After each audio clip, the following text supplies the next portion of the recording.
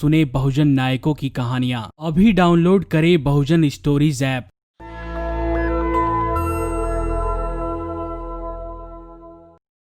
Patreon और अन्य माध्यमों से नेशनल दस्तक का सहयोग करने वाले सभी दर्शकों का बहुत बहुत शुक्रिया। आपके सहयोग से ही बहुजन मीडिया को नई ऊंचाई मिल रही है और मनोबल और अधिक बढ़ रहा है। आशा है आगे भी आप हमें ऐसे ही सपोर्ट करते रहेंगे। धन्यवाद। मध्य प्रदेश में बहुजन समाज से आने वाले रिटायर्ड आईएएस अधिकारी रमेश थेटे ने राज्य सरकार पर आरोप लगाए हैं।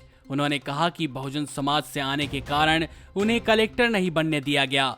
Retired IAS officer Ramesh Thete ने कहा कि उन्होंने प्रमोशन के लिए मुख्यमंत्री को चिट्ठी लिखी थी, लेकिन उनकी नहीं सुनी गई। उन्होंने रिटायरमेंट के एक हफ्ते पहले 25 जुलाई को राज्य सरकार को पत्र लिखकर मुख्य सचिव पद पर प्रमोशन देने की मांग रखी थी। चिट्ठी में उन्होंने यह भी बताया कि स्वाभिमानी से काम करने पर उनको सजा मिली है। उनके ऊपर 25 केस भी ठोक दिए गए। मुख्यमंत्री को लिखे पत्र में उन्होंने बताया, उन्होंने समाज के दबे कुचले लोगों के लिए निडरता से काम किया।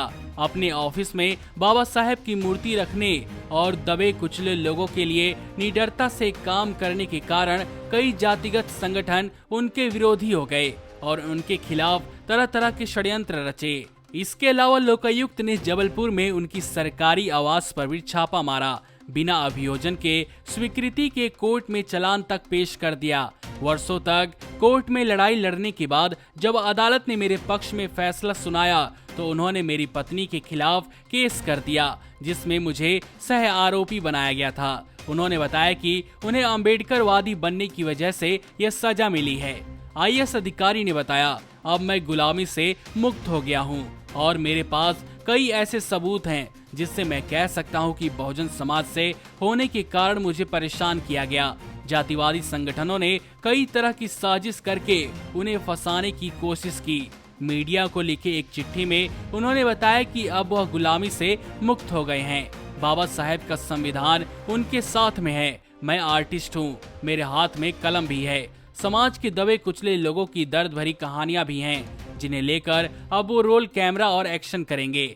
बहुजन समाज से आने वाले रमेश थेटे के साथ इस तरह का बर्ताव उचित नहीं है।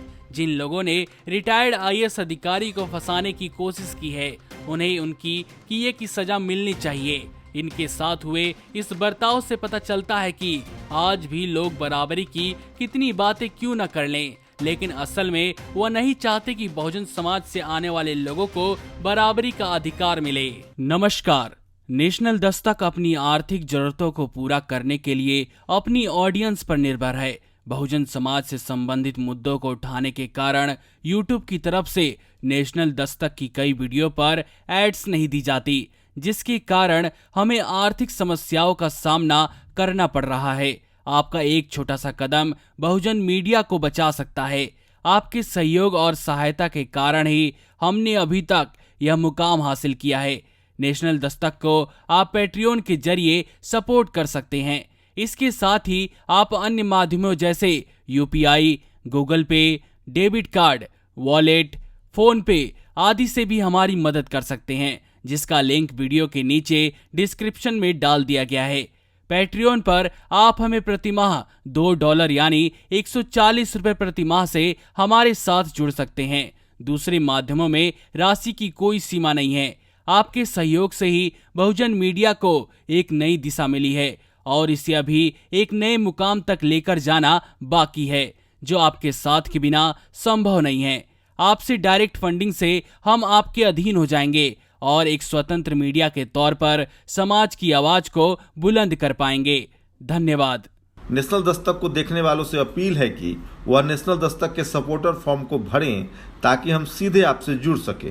नेशनल दस्तक की आपसे गुजारिश है कि अगर इसको बचाना चाहते हैं तो नेशनल दस्तक को सब्सक्राइब करने के लिए रेड कलर के सब्सक्राइब बटन को दबाएं, फिर बेल आइकन की घंटी दबाएं। नेशनल दस्तक को बचाने के लिए बहुत जरूरी है कि हर खबर को शेयर करें, लाइक करें, कमेंट जरूर करें।